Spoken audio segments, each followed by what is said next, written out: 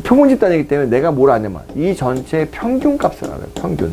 평균이 예를 들어 3이라고 해볼게요. 그럼 여기에 1이 있고 2가 있어요. 네모라는 숫자 아직 몰라. 그럼 네모 숫자는 얼마일까요? 1 더하기 2 더하기 네모는 3인데 평균이 3이에요. 그러면은 1 더하기 2 더하기 네모는 9, 네모는 6이겠죠. 즉 얘는 6이에요. 즉 내가 표본 집단은 이미 평균을 알고 있기 때문에요. 이 중에 전체 데이터 중에 2개만 알아도 이 나머지 숫자는 자동적으로 결정돼요. 그러면 데이터가 여기서 3개가 있다고 하지만 지 마음대로 움직일 수 있는 데이터, 자유스러운 데이터는 몇 개예요? 3개 중에 하나 빼야죠. 2개죠.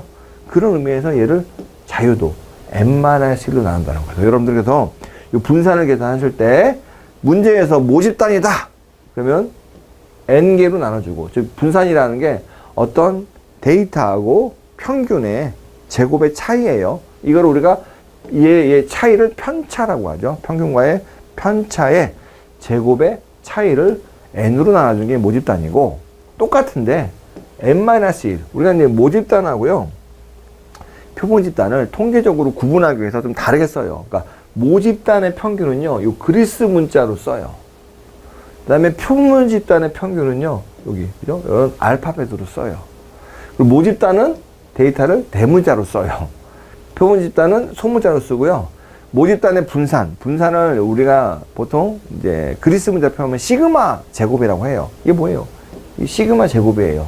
표본 집단은요 S 제곱이에요. S는 알파벳으로 샘플이라는 뜻이에요. 그래서 우리가 이제 통계학에서는요 이런 모집단하고 표본 집단의 평균 분산이 다 그대로 있기 때문에 이거를 구분하기 위해서요 이런 식으로 여기 우리의 표시를 좀 바꿔요. 근데 그렇지만 이제 그 개념은 거의 유사해요. 그래서 정확해서 중요한 건 나눌 때 모집단은 자유도 n이라는 거는 그 집단에 속해 있는 모든 자료의 숫자로 나눠주는 거고, 표본 집단은 나눌 때 n-1 전체 데이터 중에 한 개를 뺀 그걸로 나눠주는 거고, 표준 편차는 뭐냐면 분산의 제곱근이라고 했잖아요. 뭐냐, 여기다가 이렇게 루트 씌우면 돼요.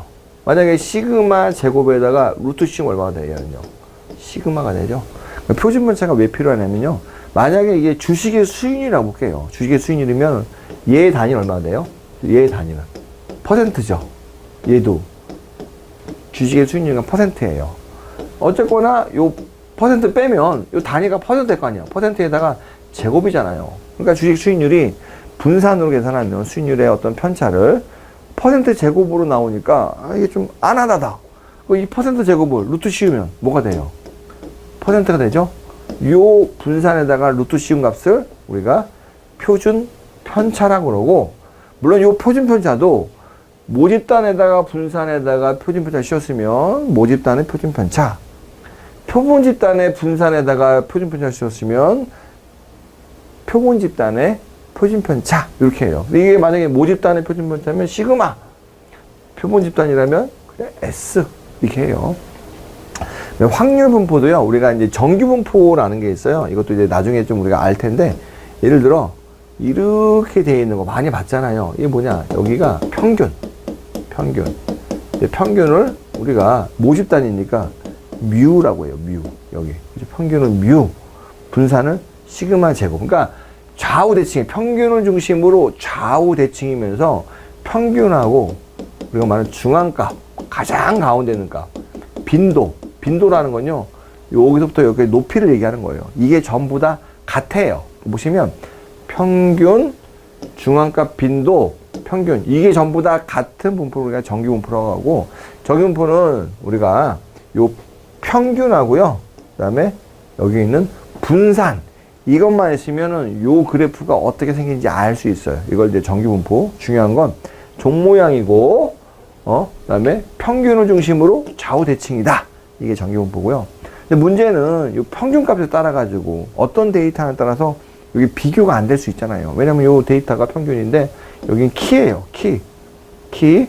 근데 다른 데이터는요, 뭐 재산이야. 키니까 키가 커봐야 100몇 cm예요. 재산은요, 몇십억 갈 수 있어요. 단위가 너무 차이가 나요. 그러니까 어떤 두 개의 분포를 비교하기 힘드니까 이런 정규 분포를 다른 분포들하고 비교하기 편하게 만들어 보자. 그래서 나온 게 표준 정규 분포예요. 그래서 비교 목적으로 정규 분포를 표준화한 거. 이렇게 해보다 보니까 얘는 어떻게 되냐? 평균이 0이 되고 분산이 1로 만들어지는 이런 분포가 나오더라 라는 거예요. 우리 공분산이라는 얘기 이미 했잖아요. 공분산은 두 변수가 같이 움직이는 정도예요. 그래서 두 확률 변수와의 관계고, 얘는 공분산은 우리가 수학적으로 본다면 얘가 이제 분산이잖아요. 그쵸?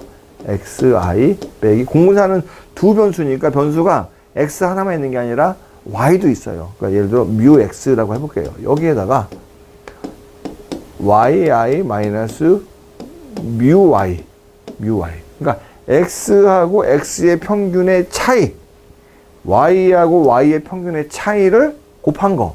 이거를 전체 도하고 똑같이 n 나누면 이거는 모집단의 공분산, n-를 나누면 표본 집단의 공분산이죠. 이걸 공분산이에요. 그래서 공분산은요, 단위가 말 그대로 이게 퍼센트라면 퍼센트 제곱이 되는 거죠. 그리고 이 값은 마이너스에서 플러스 무한대 값이 나요. 그러다 보니까 이게 비교하기가 참 애매해요. 그래서 얘도 마치 우리가 분산을 계산하고 분산을 원래 데이터랑 바꿔주는 작업을 표준 편차로 만들었잖아요. 그것처럼 공분산도 그런 비교 목적. 왜 공분산이라는 게 두 변수가 같이 움직이는 정도를 얘기하는 건데, 물론 그 움직이는 정도가 직선으로 움직이는 정도를 얘기해요. 선형으로. 자, 그렇기 때문에 얘도 좀 더 표준화시키는 방법이 있지 않겠느냐. 그래서 나온 게 상관계수예요. 그래서 얘는 공분산을 표준화시킨 것이 상관계수고, 이거 외우세요, 이건요. 상관계수는 마이너스에서 1 사이의 값을 갖는다. 얘가 우리가 상관계수예요. 얘가 이제 이렇게 되는데 이걸요, 그리스 문자로 로우라고 읽어요. 로우. 그죠? 이게 또 파생에서도 나와요.